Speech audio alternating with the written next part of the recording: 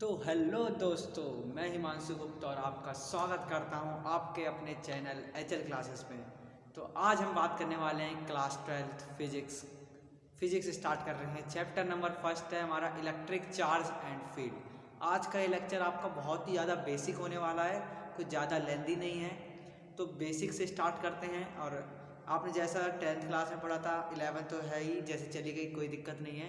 11 तो पता ही है सबकी, थोड़ी सी ऐसे ही गई है ना। तो कोई दिक्कत नहीं है, 12th में अच्छी तरीके से पढ़ेंगे और अच्छे मार्क्स लाने की कोशिश करेंगे। तो एक बार 10th का भी थोड़ा बहुत तो यहाँ पर हमारे रिवाइज करने को आता रहेगा। तो आपको 10th की बेसिक भी आपको जानना जरूरी है, इसलिए आज का लेक्चर हमने एक बहुत ज़्यादा बेसिक रखा हुआ है ताकि किसी को भी प्रॉब्लम ना हो, है ना। तो चलो स्टार्ट करते हैं। आपका अपना प्यारा चैनल है HL क्लासेस, सब्सक्राइब कर लेना चैनल को, वीडियो को लाइक कर देना। तो चलो लेक्चर नंबर फर्स्ट स्टार्ट करते हैं। तो सबसे पहले में जानना जरूरी है कि इलेक्ट्रिक चार्ज एंड फील्ड इसका मतलब क्या है ना। तो देखो, किसी भी पार्टिकल में, किसी भी मैटर में, उसमें अंदर चार्ज होते हैं, ठीक है। पॉजिटिव हो नेगेटिव हो, आगे बात करेंगे अभी हम। किसी भी चार्ज में, सॉरी किसी भी मैटर में, किसी भी मैटर मतलब पता है ना, पढ़ा होगा आपने 9th क्लास में, any substance that has mass and cover with chemistry में, ठीक है, पढ़ लिया होगा आपने। तो जिस भी सब्सटेंस में मास है और वो क्या कवर कर रही है, स्पेस कवर कर रही है, उसे मैटर कहते हैं। तो किसी भी मैटर में उसमें मास है तो उसमें चार्ज जरूर होंगे, है ना। तो वो पॉजिटिव हो नेगेटिव हो वो देखेंगे आगे, ठीक। और उसकी आसपास अपनी फील्ड जनरेट करके रखती है। फील्ड पता है ना आपको, अपने 10th क्लास में पढ़ा था, मैग्नेटिक फील्ड हो गई, अलग अलग फील्ड होती है ना। तो अपने आज चारों तरफ फील्ड जनरेट करके रखती है। तो आज हम स्टार्टिंग करने वाले हैं। पहले हम पढ़े, एक बार मैं आपको एक टॉपिक से बता के स्टार्टिंग करता हूँ। पहले देखो, यहाँ होता है आपको, जैसे कि मान लो इलेक्ट्रोमैग्नेटिज्म, ये आपकी बुक की स्टार्टिंग होगी, मैग्नेटिज्म। तो आपको इसमें दो चीज़ों के बारे में पढ़ना होगा। पहला क्या पढ़ना होगा, इलेक्ट्रोस्टैटिक्स। अब देखो, इलेक्ट्रोस्टैटिक्स का मतलब जान के क्या लग रहा है कि जो चार्ज क्या हो, रेस्ट में हो, मतलब मोशन में ना हो। तो यहाँ क्या होगा, चार्ज एट रेस्ट। तो इस चैप्टर में हमें इसी के बारे में पढ़ना है, चार्ज जब क्या होगा आपका रेस्ट में होगा। फिर इलेक्ट्रोडायनेमिक्स, नेक्स्ट आएगा आपका क्या, इलेक्ट्रोडायनेमिक्स। तो इसमें क्या पढ़ेंगे हम, इसमें पढ़ेंगे electromagnetic induction, charge in motion और electric current, AC DC current, AC पढ़ेंगे, DC पढ़ेंगे, इलेक्ट्रिक करंट पढ़ेंगे, ठीक है। तो इतनी चीज़ें के बारे में, और EMI इलेक्ट्रोमैग्नेटिक इंडक्शन और ये सब चीज़ों के बारे में पढ़ेंगे। वो अपने नेक्स्ट चैप्टर में आएगा तभी। बट इस चैप्टर में हमें क्या पढ़ना है, केवल इलेक्ट्रोस्टैटिक्स, मतलब जब चार्ज आपका क्या हो, केवल रेस्ट में हो, मोशन में ना हो। तो हम उसके बारे में आज के इस पार्ट में केवल बेसिक नॉलेज की प्राप्त करेंगे। चलो तो स्टार्ट करते हैं।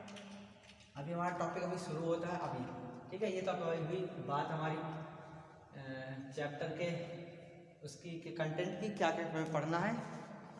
चलो, तो सबसे पहले चार्ज होता क्या है। इट इज़ एन इंट्रिंसिक, मैंने आपको क्या बताया, जिस किसी में मास है तो उसमें चार्ज जरूर होगा। तो क्या होगा, it is the intrinsic property of matter. Charge क्या होता है, चार्ज की बेसिक स्टार्टिंग करते हैं डेफिनेशन से। इट इज़ द क्या है, इंट्रिंसिक प्रॉपर्टी, मतलब अंदरूनी, intrinsic property of matter, property of matter. अब देखो भाई, हम थोड़ा सा बायोलॉजी के टर्म में अगर जाएं तो हार्ट क्या होता है, heart is a intrinsic property of any living organism, ठीक है।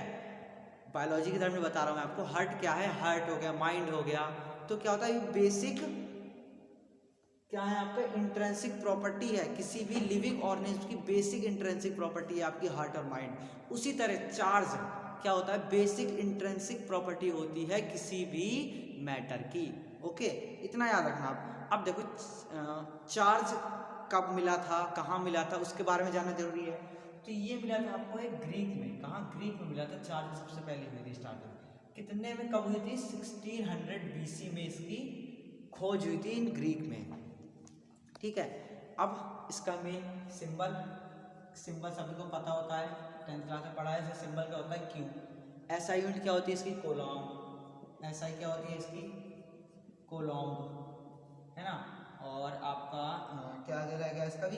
It is a scalar quantity. कैसी क्वांटिटी होती है? It is an scalar quantity. तो समझे चार्ज के बारे में हमने क्या क्या पढ़ा? It is N intrinsic property of matter. Symbol क्या होता है इसका? क्यू होता है। कहाँ पर मिला था ये? ग्रीक में। कब?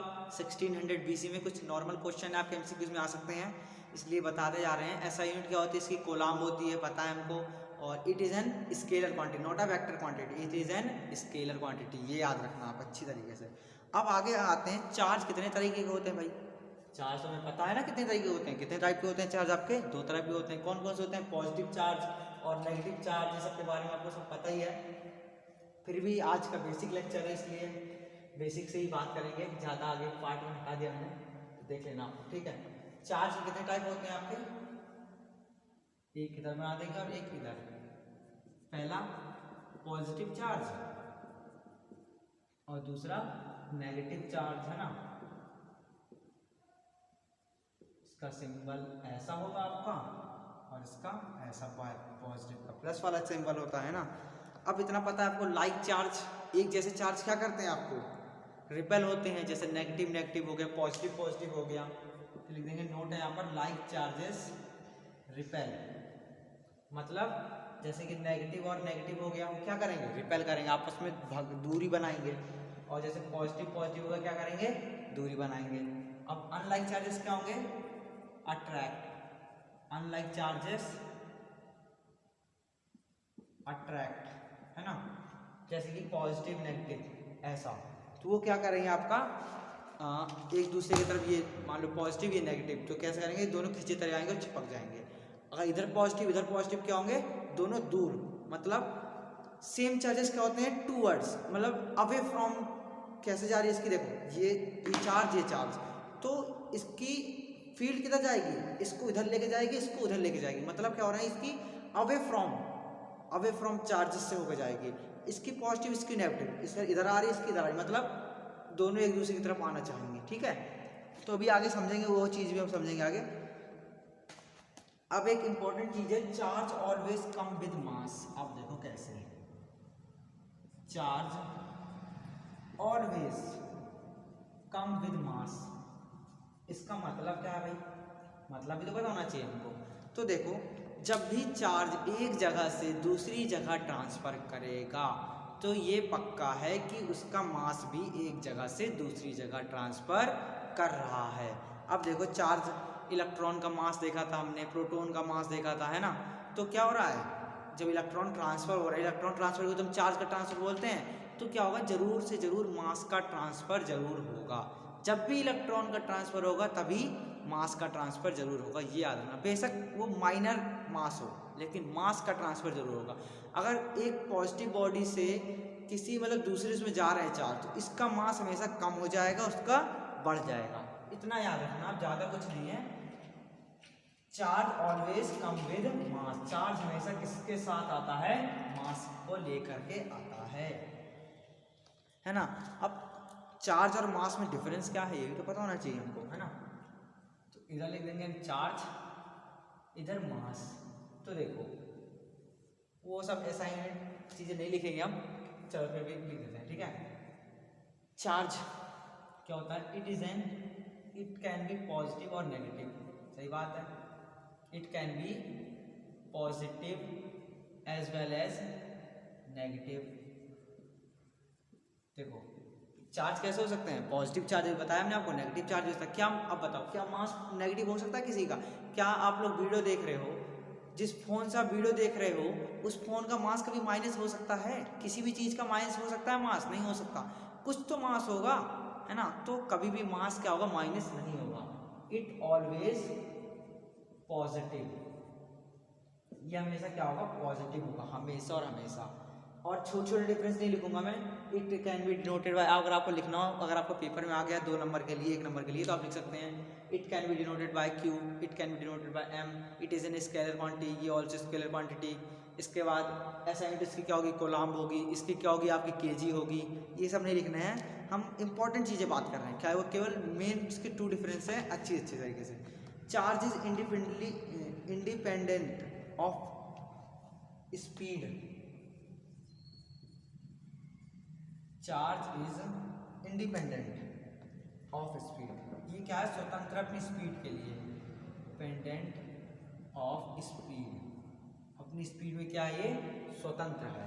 बट अगर आपको मास का चार्ज निकालना है, किसी भी मास का चार्ज निकालना है, तो आपको क्या करना पड़ेगा, एक फॉर्मूला लगाना होगा। इसका क्या होगा, m equal to m0 upon 1 minus B square upon में सी स्क्वायर। इसकी स्पीड कितनी हो सकती है चार्ज की, लास्ट कितनी जा सकती है, लाइट की स्पीड देख लो 3 × 10⁸ मीटर पर सेकेंड। ये इंडिपेंडेंट है, किसी पे ये नहीं डिपेंड करता है ना। बट मास कैसे डिपेंड करेगा, मास अपने, अगर उसका वेट किसी का ज़्यादा है तो धीमे चलेगा, किसी का वेट कम है तो और तेज चलेगा, है ना। Mass of body in motion, ये कैसा इस चीज m है, mass of body in motion, जो बॉडी मोशन कर रही है उसका मास। m0 किसका है, रेस्ट मास, जो पहले। अब देखो,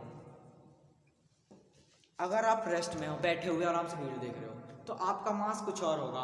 अगर आप किसी रेस में दौड़ रहे हो, कहीं भी दौड़ रहे हो, तो आपका मास 101% आपका मास चेंज होगा, ठीक है। तो ये याद रखना आप, ये m कौन सा है, mass of body in motion, जो बॉडी मोशन कर रही है उसका मास। m0 क्या है, रेस्ट मास। अगर आप अभी बैठे हुए तो m0 है, रेस्ट मास है। अगर आप कहीं दौड़ रहे हो, कहीं जा रहे हो, तो क्या मास है, वो आपका m है, mass of body in motion, okay. और यहाँ पर v क्या है, इसकी स्पीड हो गई, c क्या है, आपकी लाइट की स्पीड हो गई। अब देखो, क्या कभी आप v की स्पीड आपकी लाइट की स्पीड के बराबर हो सकती है, मतलब आपकी स्पीड कभी लाइट की स्पीड के बराबर हो सकती है, नहीं हो सकती ना। तो ये क्या हो सकता है, 0 हो पाएगा, नहीं हो पाएगा। मान लो आपकी 100 मीटर पर सेकेंड हो गई, मतलब 10⁻² हो गई। अब इसकी आपकी 10⁸ है, ठीक है। कितना अंतर है इसमें, है ना। तो क्या कभी ये हो सकती है, नहीं हो सकती ना। तो इसलिए हमेशा हम इसे 0 मान सकते हैं, है ना। तो इसलिए थोड़ी कम आती है, ठीक है। तो आप देख लेना, मतलब माइनर से चेंज आता है आपके रेस्ट में और मोशन में, तो माइनर सा मास में आपका चेंजेस आ सकते हैं। अब आते हैं कंजर्वेशन, जैसे हमने अभी तक पढ़ रखा था conservation of mass, conservation of energy, उस तरह पढ़ेंगे कंजर्वेशन ऑफ चार्ज। तो इसकी डेफिनेशन भी सेम ही होगी जैसे सबकी रहती है, mass neither create nor be destroyed only transfer one, है ना। ये सब तुम चीज़ें बचपन के जाने की तब से रटी हुई है डेफिनेशंस। बट आज हम चार्ज के बारे में फर्स्ट टाइम पढ़ रहे हैं, conservation of charge, conservation of charge, charge के कंजर्वेशन। अब इसका क्या होगा, तो देखो, charge can neither be created nor be destroyed only transfer one form to another form, है ना। लिख देते हैं फिर भी आपके लिए definition, charge can neither be created nor be destroyed only transfer, केवल हम इसे क्या कर सकते हैं, एक जगह से दूसरी जगह हम क्या कर सकते हैं, ट्रांसफर। मैं आपको इसका एग्जांपल भी देके दिखाऊंगा। The total charge of an isolated system is constant, ये लिख लो आप, इसका बताता हूँ मैं आपको। The total charge in isolated system is constant. तो देखो, एक मान लो एक सिस्टम ये है, एक बॉडी सिस्टम है, एक सिस्टम ये है, मैं आपको सीधा एग्जांपल देकर बताता हूँ। और इसमें है आपका +3 प्लस का 1 कूलाम और यहाँ पर -2 कूलाम। अब आपसे इस वाले में अब थोड़ी देर बाद इसमें 2 कूलाम है यहाँ पर और +3, तो आपसे पूछे तीसरा चार्ज कितना होगा। देखो, पहले बॉडी थी, उसमें आपका 3 कूलाम -2 और 1 कूलाम आपने उसमें डाल दिया और बिल्कुल उसे पैक कर दिया, आइसोलेट कर दिया उसे। फिर इसके बाद कुछ टाइम बाद आपने ऑब्जर्व करा, उसमें 2 कॉलम दिख रहा है, 3 कॉलम दिख रहा है। अब उसने पूछा है कि जो अपना थर्ड है वो कितने कॉलम का होगा, मतलब क्या माइनस होगा, वो क्लास कितना चार्ज होगा उसमें, है ना। तो देखो, आइसोलेटेड कंडीशन है, तो आपने अभी मैंने आपको बताया कभी भी मास चार्ज डिस्ट्रॉय नहीं होता है ना, कभी भी चार्ज क्या होगा, डिस्ट्रॉय नहीं होगा। तो आप इसका लगा लो, इसको मान लिया Q1 Q2 प्लस Q3, इसको मान लिया हमने 1 dash plus Q2 dash plus Q3 dash. तो हमें Q3 डैश निकालना है। इसका कितना था 3, 2 कितना है माइनस का 2, मतलब यहाँ माइनस लगा सकते हैं, प्लस का 1। Q1 कितना है 2, ये है 3 और Q3 डैश हमें निकालना है। तो कितना हो जाएगा 4, 4 में से 2 गए 2 बचा। ये कितना होगा आपका प्लस होने के बाद 5 प्लस Q3 डैश है ना, ये इधर आकर माइनस होगा 2 minus 5 equal to Q3 dash. तो Q3 डैश कितना आ गया आपका माइनस का 3 कूलम। इस वाले में कितना होगा आपका माइनस का 3 कूलम होगा चार्ज। ये याद रखना बस। अब आइसोलेटेड, मैंने आपको पहले बता दिया, आइसोलेटेड कंडीशन में कभी भी मास चेंज नहीं होता है ना। तो मास भी चेंज नहीं होगा, चार्ज चेंज नहीं होंगे। तो एग्जांपल मैंने दिखा दिया, आप देख लें। तो मैं देखता हूँ एक बार वीडियो चेक करता हूँ चल रही है नहीं चल रही है ना।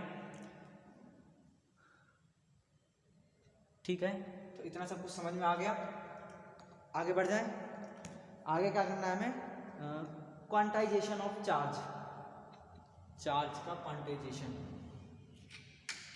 छोटे छोटे टर्म है आज के इस बेसिक लेक्चर में जो आपका समझना जरूरी था।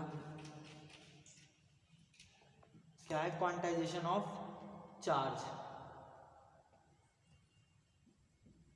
क्वांटाइजेशन ऑफ चार्ज, चार्ज का क्वांटाइजेशन।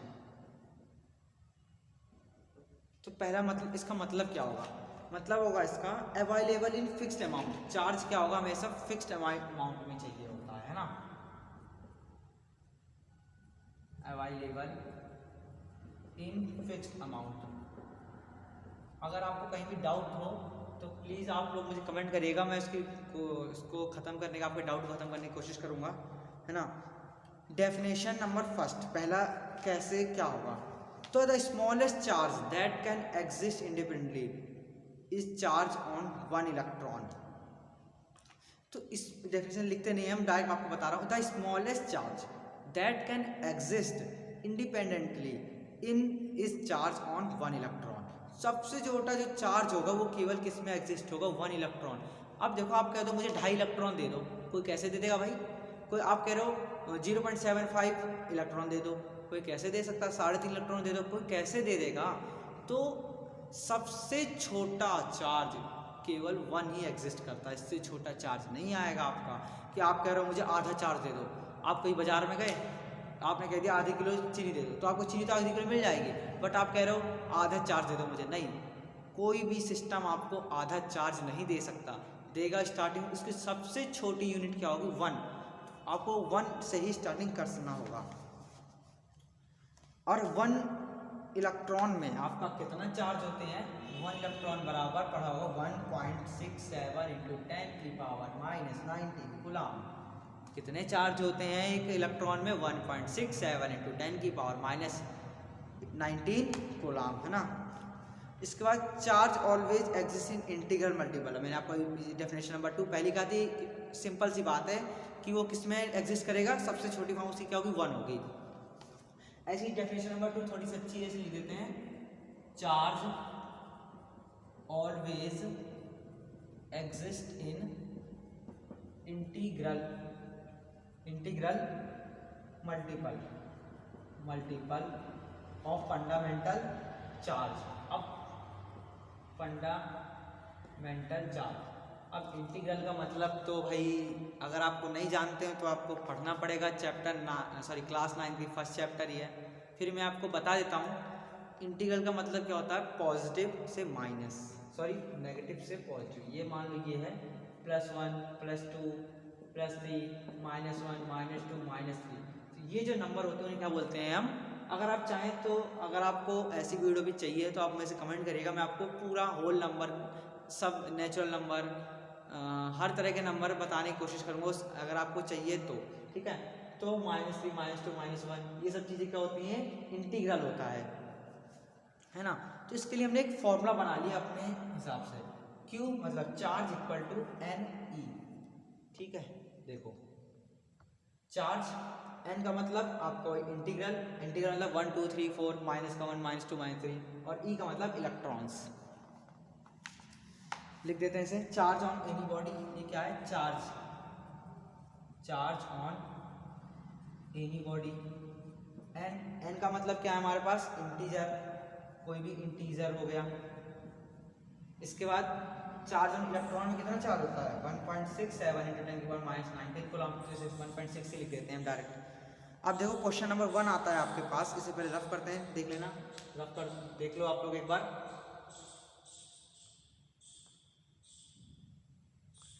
ठीक है, देख लिया। अब देखो इसमें क्वेश्चन आता है, क्वेश्चन करते हैं इसे।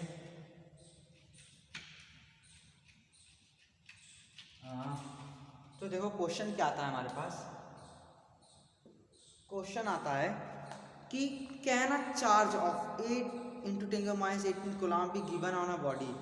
एक कोई बॉडी है, उसमें हम क्या 8 × 10⁻18 कूलम चार्ज हम उससे बॉडी को दे सकते हैं कि नहीं दे सकते। अब हमें कैसे पता चलेगा उसे हम दे सकते हैं नहीं दे सकते। अगर इसमें नंबर बिल्कुल सही आया, एग्जैक्ट नंबर, तो हम उसे इतना चार्ज दे सकते हैं, अगर नहीं आया तो नहीं दे सकते। फॉर क्वेश्चन क्या है, can a charge of plus का 8 है, ठीक है, प्लस का 8 × 10⁻, कितना यहाँ पर 18 coulomb be given to a body, given to a body. क्या हम इतना चार्ज किसी बॉडी को दे सकते हैं? तो आप कैसे चेक करेंगे, देखो Q = NE है ना, Q कितना भी दिया हुआ हमें 8 × 10⁻18, N हमें निकालना है, इलेक्ट्रॉन का कितना होता है चार्ज 1.6 × 10⁻19, ये नीचे आ गया 8 × 10⁻18 अपॉन 1.6 × 10⁻19 = N। तो अगर आप इसे सॉल्व करेंगे हम, तो सॉल्व करने के बाद हमारा क्या आएगा, इसका 50 आ जाएगा।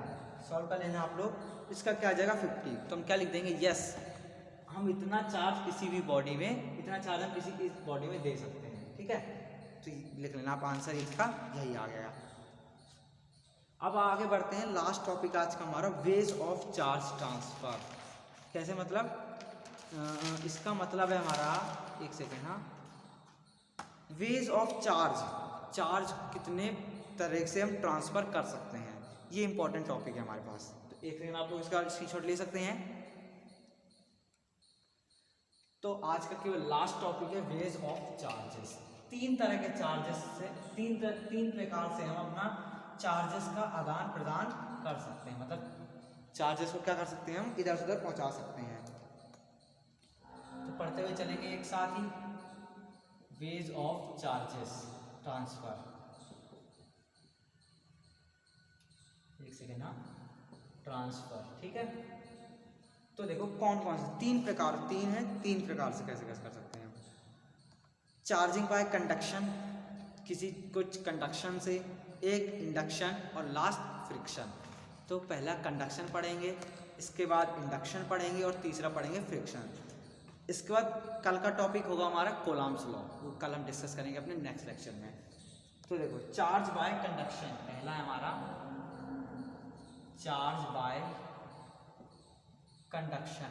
अब ये कंडक्शन क्या बोला है भाई, कुछ नहीं है आपका, कुछ भी नहीं है, केवल छोटी सी सिंपल चीज़ है। ये कैसे होगा, ये आपका होगा direct contact, by direct contact, direct contact के द्वारा इसे हम ट्रांसफर कर सकते हैं। अब मान लो ये आपका एक बॉडी है, इसमें इलेक्ट्रॉन की एक्सेस क्या है, इलेक्ट्रॉन्स हैं, बहुत ज़्यादा है, ठीक है, एक्सेस ऑफ इलेक्ट्रॉन। तो हम क्या करेंगे, हम एक अनचार्ज, जिसमें बिल्कुल चार्ज नहीं है, अनचार्ज बॉडी लाके उसके पास रख देंगे, जैसे बोलते हैं न्यूट्रल, है ना, उसके पास हम लाके रख देंगे।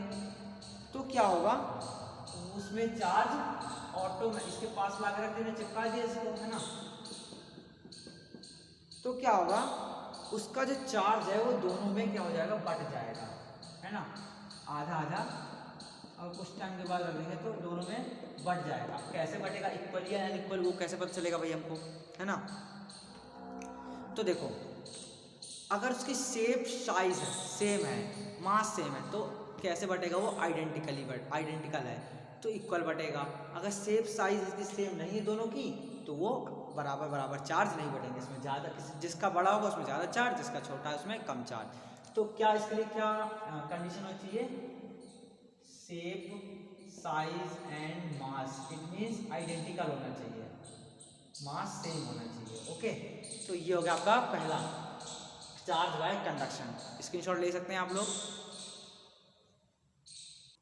तो यहाँ पर हो गया पहला, ठीक है। अब दूसरा है हमारा चार्ज बाय इंडक्शन। अब इसका मतलब क्या होता है, विदाउट कांटेक्ट। उसमें क्या था, कांटेक्ट था, इसमें क्या है, विदाउट कांटेक्ट, बिना टच करे। अब बिना टच करे हम चार्ज का ट्रांसफर कैसे करेंगे भाई साहब, ये भी तुम्हें पता होना चाहिए, है ना। तो पहले हम लेंगे बॉडी नंबर ए, ठीक है। बॉडी ए ले लिया हमने, कोई भी एक बॉडी ले लिया जिसमें दोनों चार्जेस हैं, यहाँ plus minus plus minus plus minus plus plus plus minus minus minus plus plus, ठीक है। इसमें सब जगह चार्जेस भरे हुए हैं, ढेर सारे चार्जेस हैं, ठीक है। अब देखो क्या करेंगे हम, यहाँ पर हम एक ला देंगे नेगेटिव चार्ज वाला पार्टिकल। क्या ला दिया हमने, यहाँ पर एक नेगेटिव चार्ज वाला पार्टिकल ला दिया, है ना। ये क्या आ गया हमारा, नेगेटिव चार्ज वाला पार्टिकल। अब जैसे ही यहाँ पर एक नेगेटिव चार्ज वाला पार्टिकल आया तो क्या होगा, अब आप खुद सोच सकते हो। अभी हमने बताया नेगेटिव और पॉजिटिव क्या करते हैं, आपस में अट्रैक्ट करते हैं, और पॉजिटिव और पॉजिटिव क्या करते हैं, रिपेल करते हैं, है ना। पहले वाले केस में क्या था, केवल हमने नेगेटिव वाला लिया था तो नेगेटिव वाला ट्रांसफर हो गया था। अब इस वाले केस में क्या है, इसमें दोनों है, पॉजिटिव भी है नेगेटिव भी है, तो हमें चार्ज ट्रांसफर करवाना है ना। अब हमें कैसे पता चलेगा पॉजिटिव जाएगा कि नेगेटिव जाएगा, इसलिए हम क्या कर रहे हैं, अगर हमको नेगेटिव चार्ज भिजवाना है, अगर हमको नेगेटिव चार्ज किसी बॉडी में ट्रांसफ़र करना है तो हम यहाँ पर नेगेटिव वाली एक बॉडी ला देंगे। जैसे ही ये बॉडी आएगी, अब इसे मैं हटा देता हूँ, ठीक है। अब जैसे ही ये बॉडी आई, जैसे ही ये बॉडी नेगेटिव वाली आई तो क्या होगा, ये प्लस वाले किधर आ जाएंगे, इधर आ जाएंगे। क्यों आ जाएंगे भैया, ये भी क्वेश्चन है आपके पास, क्यों आएंगे यहाँ पर। तो पॉजिटिव और नेगेटिव क्या करते हैं, अट्रैक्ट। अगर यहाँ नेगेटिव तो आ ही नहीं सकता, क्योंकि वो क्या करेंगे, रिपेल। तो नेगेटिव वाले यहाँ कहाँ चले आएंगे, इस कॉर्नर पर आ जाएंगे, इसके चार सारे इस कॉर्नर पर आ जाएंगे। क्यों आ गए, क्योंकि ये क्या कर रहा है, इसको रिपेल कर रहा है, नेगेटिव नेगेटिव। फिर हम यहाँ पर एक तुरंत एक यहाँ पर एक नई बॉडी ला के रख देंगे। क्या रख देंगे, यहाँ पर एक हम नई बॉडी ला करके रख देंगे, बॉडी नंबर बी। तो इसके सारे इलेक्ट्रॉन आपके इसमें ट्रांसफर हो जाएंगे। ये आ गए इसमें इलेक्ट्रॉन्स। ये कैसी थी, न्यूट्रल थी, ठीक है। इसमें सारे इलेक्ट्रॉन क्या हो गए, आ गए। अगर इस तरह अगर हमें पॉजिटिव चार्ज ट्रांसफर करवाना है, एक ऐसी बॉडी लो इसमें दोनों है, यहाँ पर आप पॉजिटिव वाली ला के रख दो तो पॉजिटिव और नेगेटिव आ जाएंगे, और पॉजिटिव वाले सारे क्या हो जाएंगे, इसे पकड़ के रखेगा, ये नहीं ट्रांसफर होने देगा, ये इसे पकड़ के रखेगा। और नेगेटिव वाले वैसे भी दूर भागना चाहते हैं तो वो इससे उसमें ट्रांसफर हो जाएंगे, ठीक है। इतना मतलब था इस वाले का। तो देखो ये वाला नेगेटिव हो गया, ये नेगेटिव हो गया, ये पॉजिटिव। ये बी वाला कैसा हो गया, पूरे इसके नेगेटिव हो गए। ए वाला कैसा हो गया आपका, ये पूरा पॉजिटिव हो गया, ये ए वाला है। और ये क्या हो गया, ये भी नेगेटिव हो गया। ये पहले से ही था इतना, ठीक है। बस इतना था इस वाले में। अब लास्ट है चार्जिंग बाय फ्रिक्शन। फ्रिक्शन तो भाई कुछ है ही नहीं, देख लेते हैं चार्ज। अब देखो फ्रिक्शन क्या है, जब दो चार्ज हैं, दो बॉडी हैं आपके पास, अगर आप एक दूसरे को घिसोगे तो उसमें क्या जनरेट होगा, हीट जनरेट होगी। और हीट जनरेट होगी तो उनमें इलेक्ट्रॉन को क्या मिलेगी, आपको एनर्जी मिलेगी। चार्जिंग बाय फ्रिक्शन, सही बात है ना। तो मान लो